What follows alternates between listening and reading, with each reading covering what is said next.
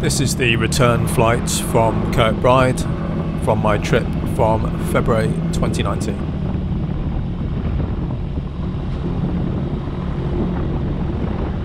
Just waiting at the hold, preparing to enter and then backtrack for runway 28. Backtracking means just going the other way down the runway. It's very common at small airfields that don't have taxiways, like Kirkbride, because the wind favoured a westerly departure, runway 28. In order to get to the threshold, we have to go all the way down from the other end of the runway, the easterly end.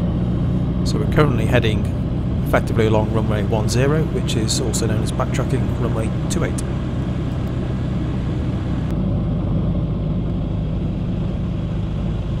We reached the 28 threshold, just turning around to line up and preparing to do power checks. Before takeoff, you should always run the engine up to, in the case of a Rotax 912 as mine, 4,000 RPM, and then you turn each individual magneto off in turn just to check that the drop is reasonable and the same on both sides. So we're lined up now, power's coming up 4,000 RPM. Drop on mag 1 and drop on mag 2. Just see my hand coming back from the switches, all okay. Back to effectively idle revs and just moving the rotor switch from brake to flight, releases the rotor brake and preparing to engage the pre-rotator. You just heard the hiss then as the pre-rotator is engaged. The rotor beginning to spin, just managing the engine RPM. Initially the belt slips, that's a squeaking that you can hear, and as the engine and the rotor become synchronised about now, you can then gradually add power to match the engine and rotor RPM. And in the case of the MT-03, we're looking for no less than 200 rotor RPM, which equates to approximately 3,000 motor RPM.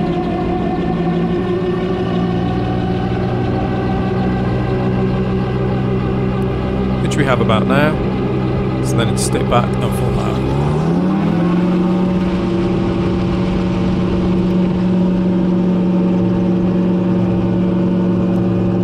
So we're up, but straight away I noticed two problems. The first is that stick shake, and the second is that visibility. So the flight up had been uneventful, the weather had been good, not the very best, it had been a little bit hazy, but certainly what had happened during the time on the ground is the haze had substantially increased, so you can see forward visibility now is much reduced, but more concerning at this point was the degree of stick shake I was experiencing, way worse than the flight up. If you're a regular viewer of my videos, you'll know that stick shake is something that has been very frequently discussed. Actually, not so much discussed as a succession of monologues where somebody will make a comment about, well, that stick shake's really bad, and I will then say, well, it's fairly typical for an MT-03. Do you have experience of flying an MT-03? In which case, I have actually never had a positive response to that. So, stick shake is common in all gyrocopters, particularly in the MT-03, but something had changed and mine had got substantially worse during the time on the ground. You can see that vibration going all the way up my arm. So at this point, with the vibration and the deteriorating visibility, I'm making the should I return to base back to Kirkbride decision.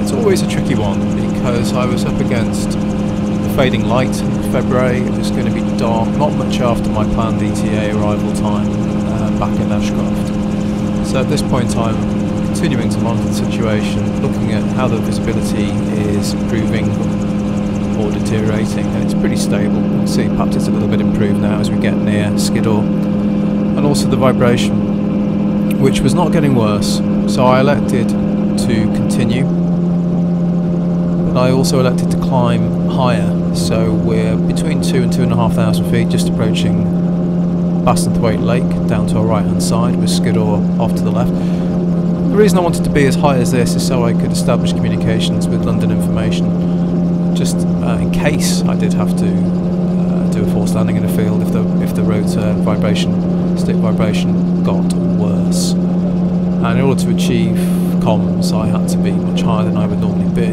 but actually that proved to be just as well, because here we are flying down Bassenthwaite around about 2,500 feet.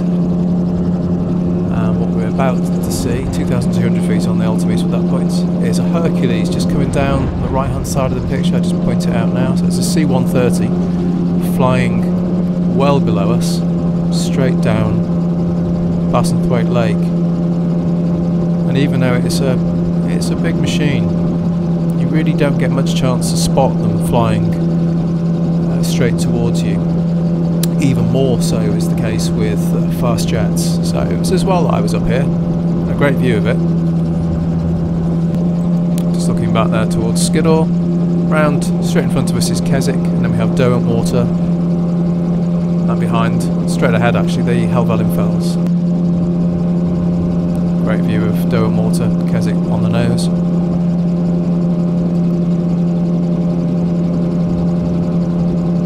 Just overhead Keswick.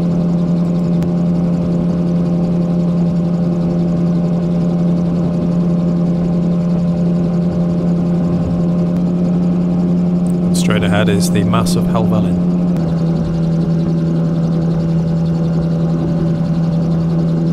Now we can just see the northern tip of Thirlmere.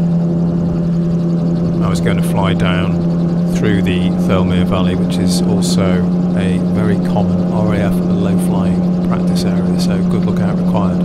As you can see, the visibility had improved as we got further south into the Cumbrian Fells.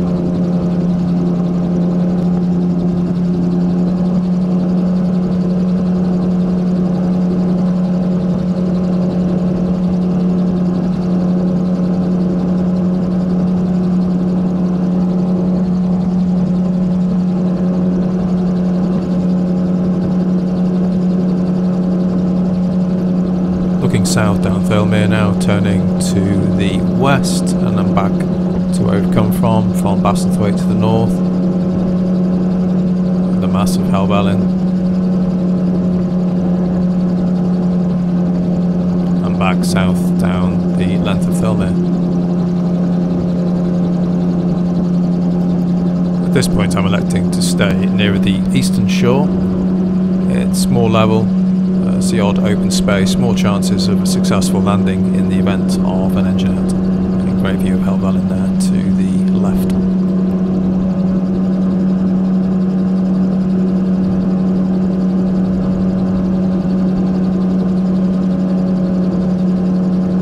And if you're wondering why you can't see Striding Edge and Swirl Edge, they're the other side of Helvellyn to the eastern side. We're currently flying down its western flanks.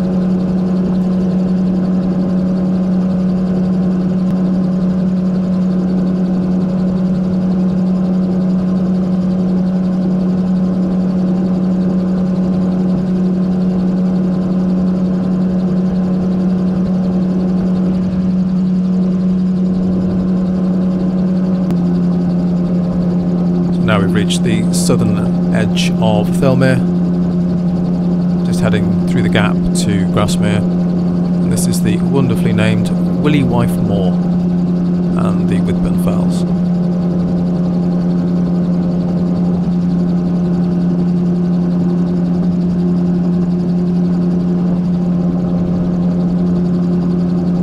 This is the pass of Dunmail Raise between the southern tip of Thirlmere and Grasmere, which we're now approaching.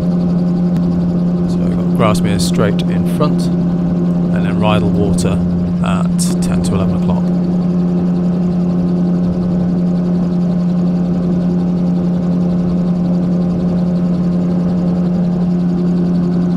Looking left towards Heron Pike, and then beyond to Rydal Fell. Behind you can see the pass of Dunmail Raise that we've just flown through. Back to Grasmere.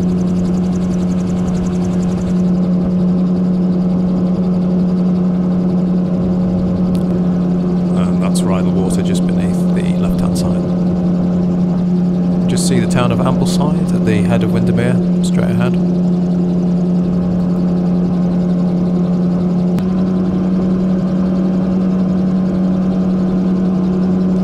And this is Loughrigg Fell.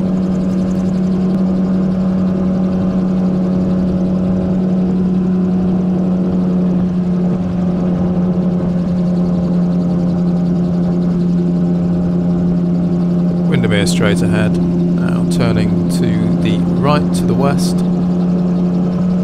looking into the Langdale valleys towards Elterwater.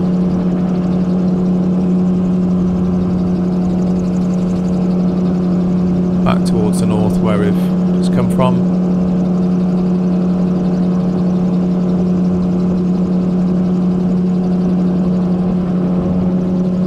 Continuing south towards Ambleside and Lake Windermere. This is Ambleside, the northern tip of Windermere.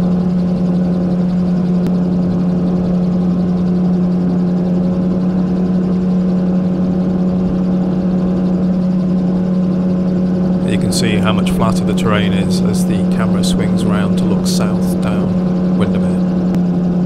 There's Belle Isle, opposite Bowness, looking back north towards Ambleside.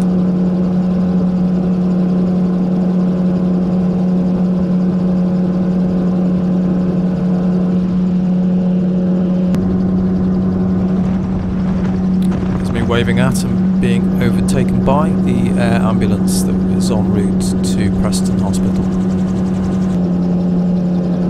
And this is overhead. Preston, you can see the sun is setting, so I don't have that much daylight left. It's slightly uncomfortable overflying a large city in a single-engined anything.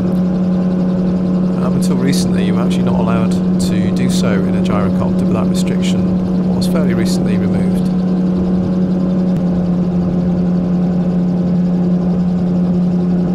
Concern comes purely from what you do in the event of an engine out. So as best I can, I try to follow green spaces, roads, etc., just to give some options in the event if the engine were to quit.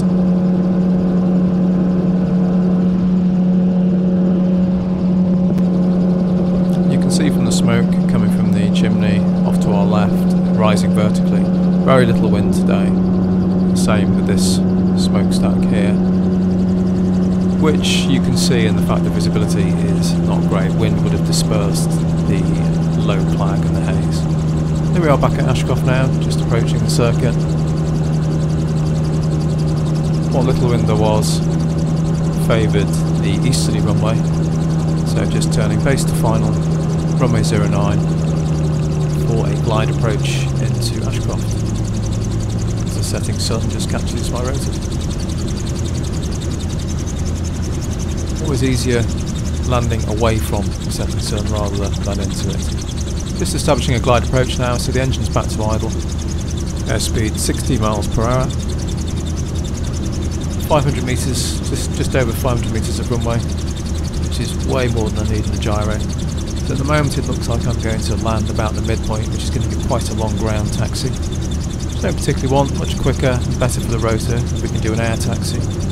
So as we're approaching 40 feet or so, here I'm just feeding in the power, more power now, and then we're flying along the ground at just a few feet above it, much faster, and it's taking the stress off the rotor head. Power back to idle now, flaring for touchdown. And you can see the windsock just completely dead, no wind at all. So back at Ashcroft, quite in the end, an uneventful flight, but certainly the low visibility and the significant stick shake that caused me some concern at the beginning. I elected to carry on, it turned out okay, whether that was the right decision or not. And after this I decided to bite the bullet and upgrade my rotors, so more of that to follow in a future video.